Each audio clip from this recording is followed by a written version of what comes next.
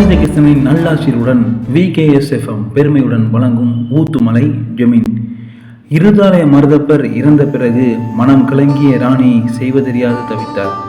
கணவனின் நோக்கத்தை ஈடேற்ற வேண்டும் என்று உறுதி பூண்டார். நவநீத கிருஷ்ணசாமியின் அருளோடு அவர் ஆட்சி பொறுப்பை ஏற்க முன் வந்தார்.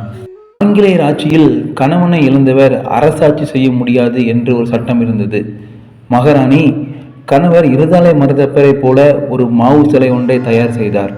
அவர் உயிருடன் இருந்தபோது மேற்கொண்ட அலங்காரங்களை தினமும் அந்த சிலைக்கு செய்தார். அந்த சிலையை ராஜ தர்பாரில் நிறுவி அவருடைய காலை தொட்ட பின்னரே அவருடைய அரசபை செயல்களை எல்லாம் செய்ய தொடங்கினார். மருதப்பர் விட்டு சென்ற பணிகளை எல்லாம் சீரும் சிறப்போடும் செய்து வந்தார்.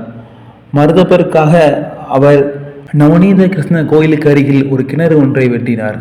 அதன் அருகில் அன்னச்சத்திரம் ஒன்றை அமைத்தார்.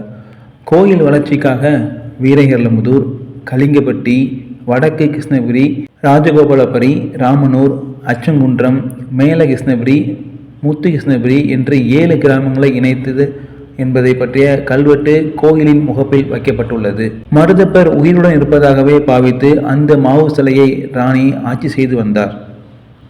தற்போது 150 வருடங்களை தாண்டியும் அந்த மாவு சிலை ஜமீன் வாரிசான பாபுராஜா என்ற மருதுபாண்டியரால் இன்னும் பாதுகாக்கப்பட்டு வருகின்றது என்பது குறிப்பிடத்தக்கது.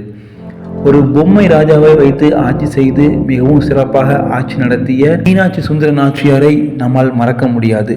இருதாலய மருதப்ப தேவரும் அவருக்கு பின்பு அரியணை ஏறிய மீனாட்சி சுந்தர நாச்சியாருக்கும் அந்த ஊர் மக்கள் எவ்வாறு கடவுளாக வழிபட்டனர் என்பதை நம்ம அடுத்த எபிசோடு வரைக்கும் பொறுத்து பார்க்கணும். அது மட்டும் இல்லாமல் ஊத்துமலை ஜமீனுக்கும் சங்கரங்கோவில் கோவிலுக்கும் என்ன ஒரு தொடர்பு இருக்குது, கோமதி அம்மனை அவங்களுடைய மகளாக கருதி எப்படி அவங்க பாவித்தாங்க, அதேமாதிரி நிறைய விஷயங்கள் காத்துட்டு இருக்குது. தெரிஞ்சுக்கிட்டதுக்கு அடுத்த எபிசோடு வரைக்கும் இணைஞ்சிட்ருங்க. இது உங்கள் VKSFM. நான் உங்கள் கோயில். இது ஊத்துமலை ஜமீனின் வரலாறு. இது உங்கள் VKSFM. கேட்க துடிக்குது மனசுக்கு.